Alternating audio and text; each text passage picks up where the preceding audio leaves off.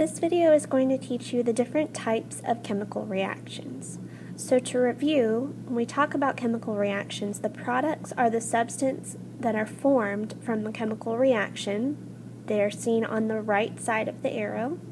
The reactants are the starting substances in the reaction, or the ingredients, and those are on the left side of the arrow.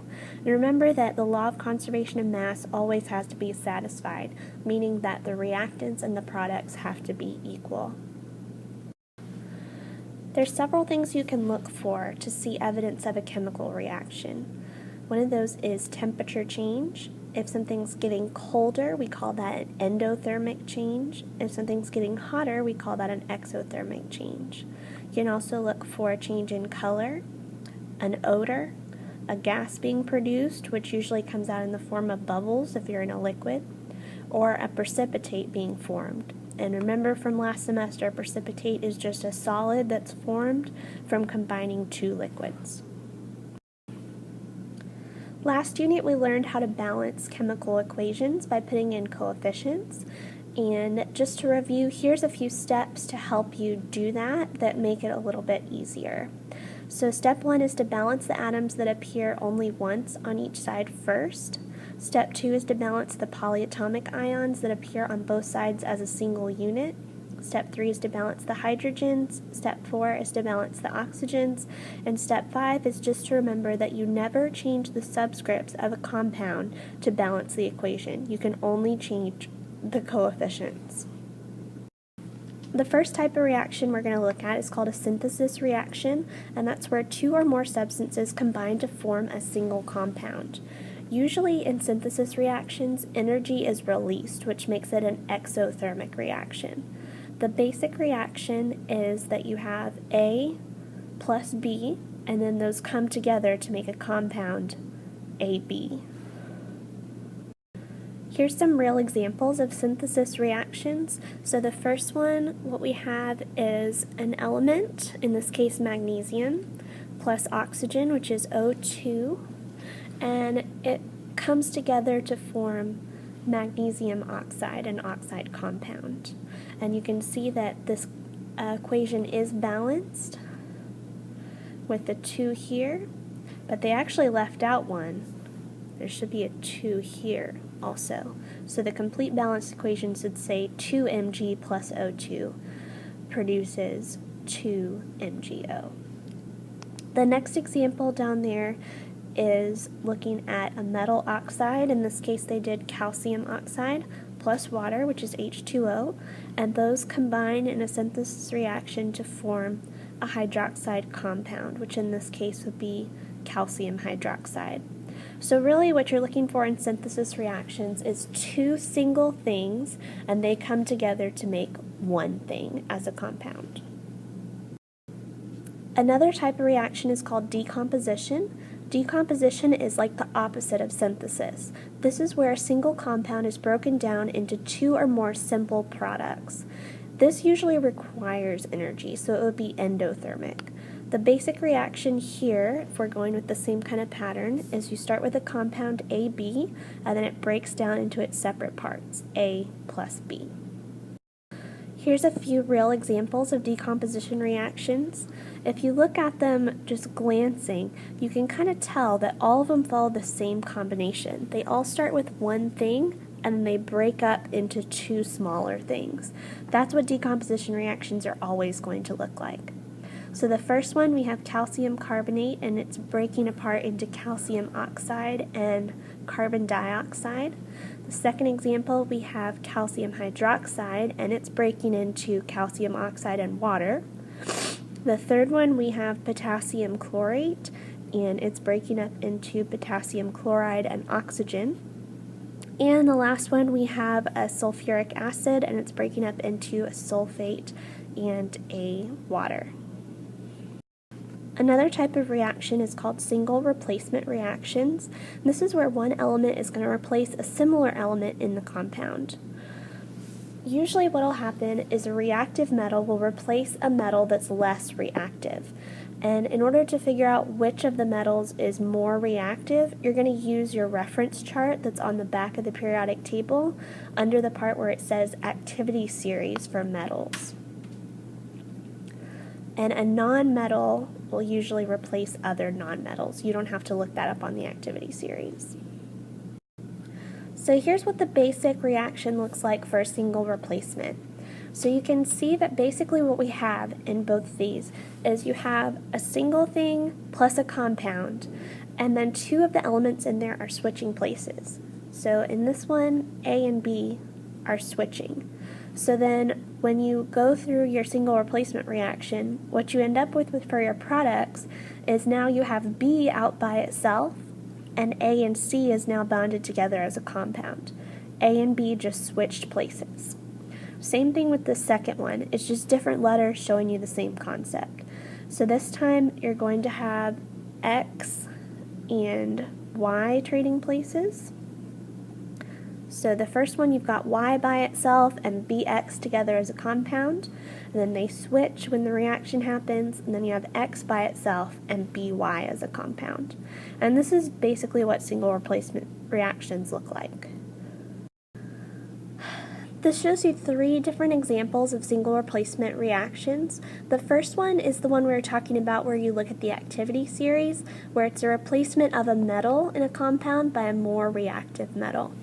So in this case, we're looking at aluminum and iron, Al and Fe, and those are going to switch places. The aluminum is going to replace the iron. So if you look after the reaction, the products you end up with is now iron by itself and aluminum bonded to the nitrate, the NO3. Another example that you can see is a replacement of halogens or other nonmetals. So you've got, in this case, you have Cl and Br that are switching places. So in the beginning you have Cl by itself, Br bonded with K, and then after the reaction you've got Cl bonded with K and Br out by itself. So you can see they're still just switching places. That's always what happens in single replacement. Same thing with the last one. This time we're doing a metal that's replacing hydrogen. The metal is more reactive on the activity series, so it is going to replace. So this time zinc and hydrogen are going to switch places. So the hydrogen ends up out by itself, and the zinc is bonded with the chlorine, the Cl. Another type of reaction we see is called double replacement reactions. This is where you exchange positive ions or cations between two compounds. So this is going to look similar to single replacement, except this time you have two compounds and they're basically trading partners. So one compound is formed usually as a precipitate, a gas, or a molecular compound, and a lot of times these will form water. So the basic equation you see is you've got two pairs, two compounds. You can kind of think of them as two couples. And what they're going to do is the positive ions, the ones that come first, are going to switch places. So if you have AB plus CD in the reactants, that's going to go through the double replacement reaction and it's going to form CB and AD. You can see how the C and the A just switched places, and that's all that changed. So here's some examples we can look at of double replacement reactions. The first one you have here, you can see you've got MgO, magnesium oxide, plus hydrochloric acid, HCl, and your Mg and your H, your two positive metals, are going to switch places. So then in your products you'll end up with H2O, water, and MgCl2, magnesium chloride. In the second example, we've got calcium carbonate and hydrochloric acid. Again, the two metals, the two positive ions, are going to switch places. So then you'll end up with, in your products, calcium now with chlorine, so calcium chloride, plus you're going to have CO2 and H2O. In the last one, you've got hydrochloric acid plus sodium hydroxide, and again, the metals are switching places, so those first two are going to switch. You'll end up with sodium chloride, NaCl, plus water, H2O. The last type of reaction we're going to talk about are combustion reactions, and these are always involving oxygen reacting with another substance. Combustion is just what it sounds like. It's fire and things blowing up. Usually these also involve hydrocarbons, which are just molecules that contain hydrogen and carbon. Heat is always released. You can probably remember that. You think combustion, you think heat. Heat is released. The basic equation is a hydrocarbon, so C, some number of C's, some number of H's, that's your hydrocarbon, plus oxygen, you always got to have oxygen, and it always makes the same products.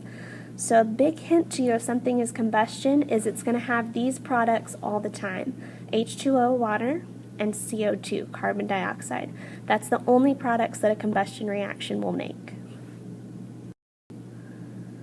So here's an example of what a combustion equation would look like. So you can see for sure you've still got the same products here, the carbon dioxide and H2O. That's your giveaway detail that tells you it's a combustion reaction. And the things that are in the reactants that are causing it are your hydrocarbon with your carbon and your hydrogen and your oxygen gas, O2.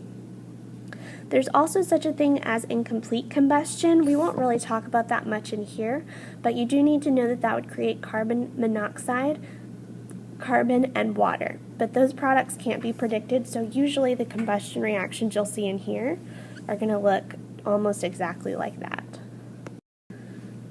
The last thing we need to talk about with reactions is catalyst.